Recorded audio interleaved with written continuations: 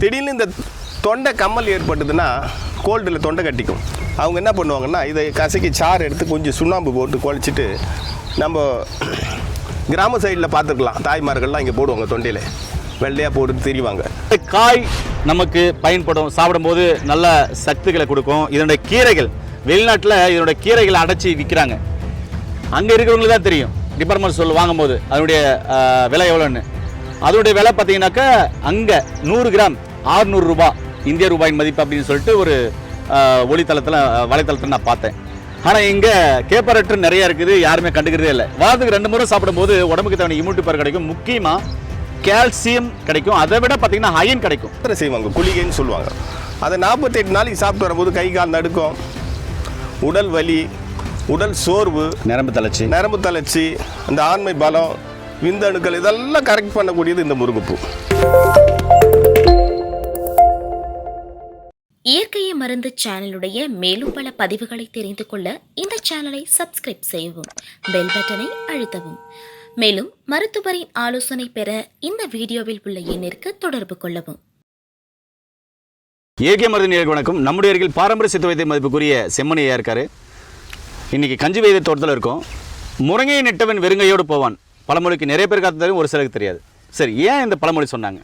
அப்படி முருங்கை என்ன இருக்கு? வாங்க முழுமையான தகவல் இந்த வீடியோவில் பார்க்கலாம். ஐயா வணக்கம். ஐயா வணக்கம் சார். ஐயா, முருங்கையை நெட்டவன் வெறுங்கையோடு போவான் அப்படின்னு சொல்லியிருக்காங்க. ஆமாம். நம்முடைய முன்னோர்கள் முதற்கொண்டு இந்நாள் வரைக்கும் பார்த்தீங்கன்னாக்க இதில் ஒரு அற்புதமான மருத்துவ தகவல் இருக்குது. ஆமாம். பித்தம் அதிகமாகி ஒரு சில வாமிட் எடுத்துனே இருப்பாங்க, பித்தவாந்தி. அதனால் உடம்பெல்லாம் எரிச்சலாக இருக்குது, கண்ணெல்லாம் எரிச்சலாக இருக்குது, உடம்பெல்லாம் எரியுது, தகதகன்னு எரியுது, அரிக்குது, புளியப்பம் வந்தாக்க பித்தமாக வருது, நெஞ்செல்லாம் புண்ணாயிருச்சு, தொண்டையெல்லாம் புண்ணாயிருச்சு தான் நெஞ்செல்லாம் புண்ணாயிருச்சு சொல்லுவாங்க. இப்படி இந்த பித்தத்தை ஒரே நாளில் வெளியே வரக்கூடிய, அதாவது வெளியே கொண்டு வரக்கூடிய மருத்துவ குணம் இதில் இருக்குது. அடிக்கடி பயன்படுத்த வேண்டாம், பித்தம் அதிகமாகவும் பயன்படுத்தலாம்.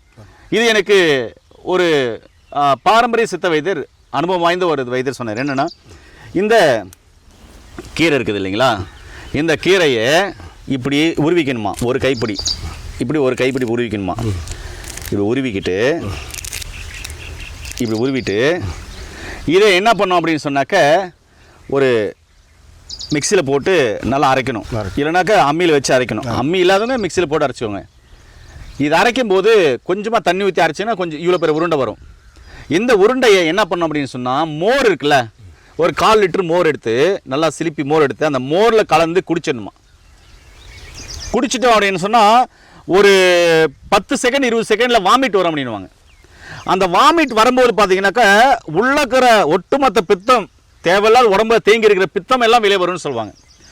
மோரில் சாப்பிடலாம் ஒரு மெத்தடு, ஒரு சிலர் தண்ணியில் சாப்பிடுவாங்க. இது அப்படியே ஊற்றி அப்படியே ஒரு கைப்பிடி எடுத்து மிக்சியில் போட்டு, அதுக்கப்புறம் ஒரு 100 ml இல்லை 200 ml தண்ணி ஊற்றி நல்லா கொலன்னு அரைச்சி அப்படியே வெறும் வயிற்றில் குடிச்சிடணும்.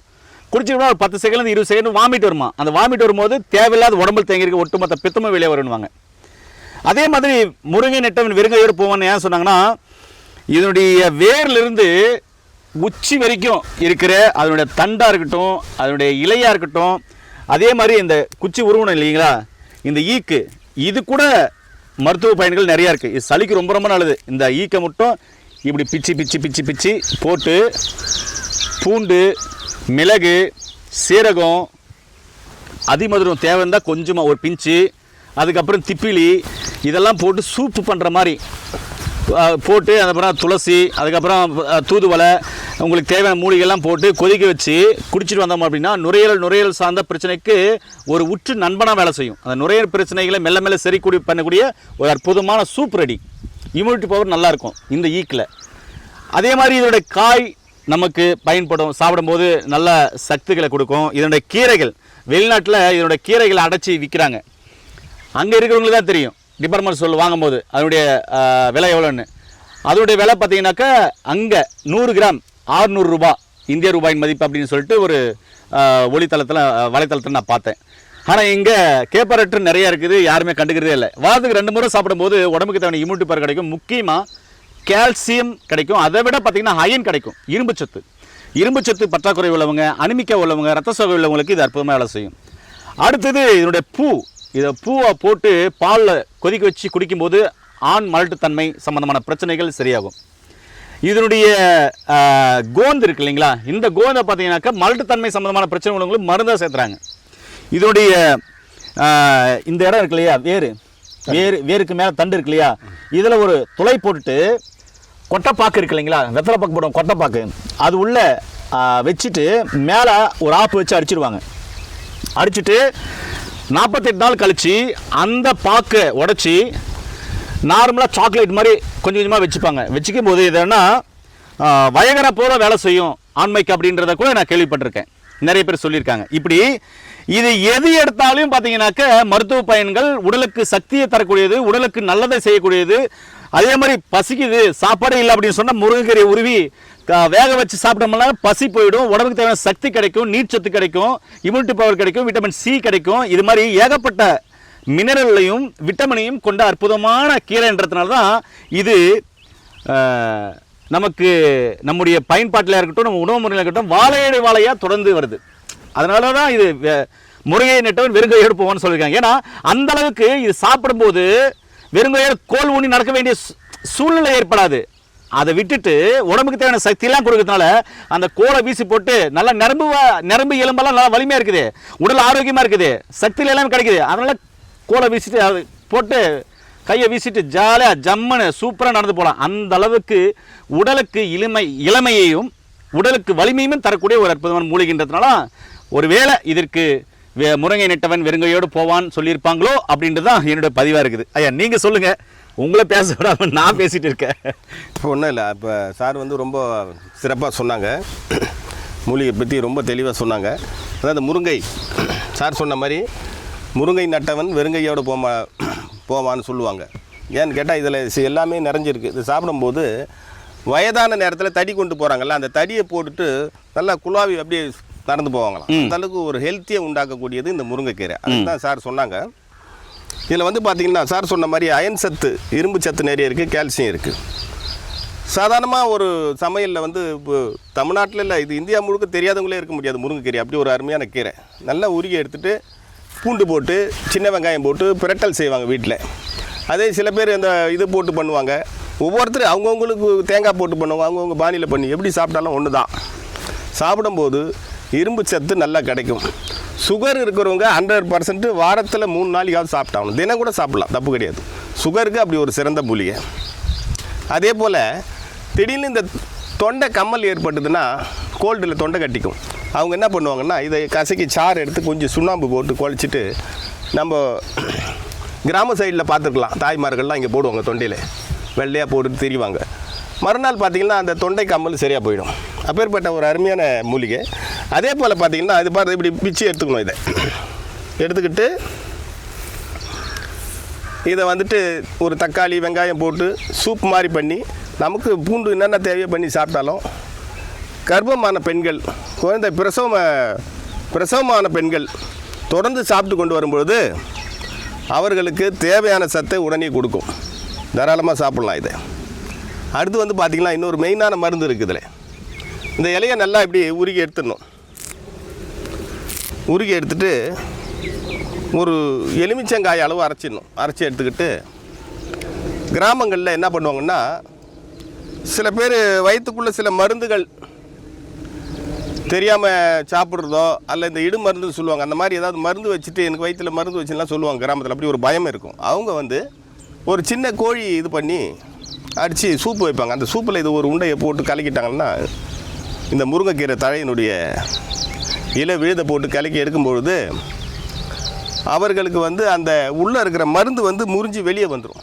இடு மருந்து பேதி ஆகும், லேசாக அவங்களுக்கு பேதி ஆகும்பொழுது அந்த பேதி வழியாக வந்துடும். ஒருவேளை பேதியில் வரலைனால கூட இது போகும்போது உள்ள அந்த மருந்தினுடைய வேகத்தை முறிச்சிடும். இது போல் 3 மாதத்துக்கு ஒரு தடவை சாப்பிட்டாங்களா அந்த மருந்தே சுத்தமாக இருக்காது. அந்த மாதிரி குணம் நெறிஞ்சது. அடுத்து சார் சொன்ன மாதிரி சித்த மருத்துவத்தில் வந்து இந்த ஆண்மை விருத்திக்காக சில மாத்திரைகள் செய்வாங்க. உதாரணத்துக்கு பூனைக்காளி விதை, பூமி சக்கரை கிழங்கு, நிலப்பனங்கிழங்கு, கடுக்காய், நெல்லிக்காய், தாண்டிக்காய், மாசி, இந்த மாதிரி காய் இதெல்லாம் போட்டு ஒரு பவுடர் செய்வாங்க. அந்த பவுடரை வந்து கூட்டு பொருளாக இந்த முருங்கை பூனுடைய சாறை எடுத்து விட்டு அரைப்பாங்க. அரைச்சி மாத்திரை செய்வாங்க, குளிகைன்னு சொல்லுவாங்க. அதை 48 நாளைக்கு சாப்பிட்டு வரும்போது கை கால் நடுக்கம், உடல் வலி, உடல் சோர்வு, நரம்பு தளர்ச்சி, அந்த ஆண்மை பலம், விந்தணுக்கள் இதெல்லாம் கரெக்ட் பண்ணக்கூடியது இந்த முருங்கைப்பூ. அப்படியும் பண்ணலாம். சார் சொன்ன மாதிரி சாதாரணமாக அந்த முருங்கைப்பூவை பாலில் கொதிக்க வச்சு குடிக்கலாம், இல்லை முருங்கைப்பூ கூட்டு பண்ணி சாப்பிட்லாம். அதே போல் முருங்கை பிஞ்சு இருக்குது பாருங்கள், அதையும் சாப்பிட்லாம். அதே பவர் நரம்புகளுக்கெல்லாம் ரொம்ப வலு முருங்கைக்காய். எப்பவுமே நம்முடைய பாரத பிரதமர் ஐயா மரியாதைக்குரிய மோடிஜி அவர்களும் இந்த முருங்கைக்காயை தான் ரொம்ப விரும்பி சாப்பிட்றாரு. அதனால் சொல்ல வரேன், ஓகேங்களா? அப்பேற்பட்ட ஒரு முருங்கைக்காய் தான் மிக சிறந்தது, ஆண்மை சக்திக்கு ரொம்ப வல்லமையானது. அதனுடைய விதைகளை எடுத்து சாப்பிடும்பொழுது நோய் எதிர்ப்பாற்றலை உண்டாக்கும், வெள்ளெண்ணெய்களை உண்டாக்கும்.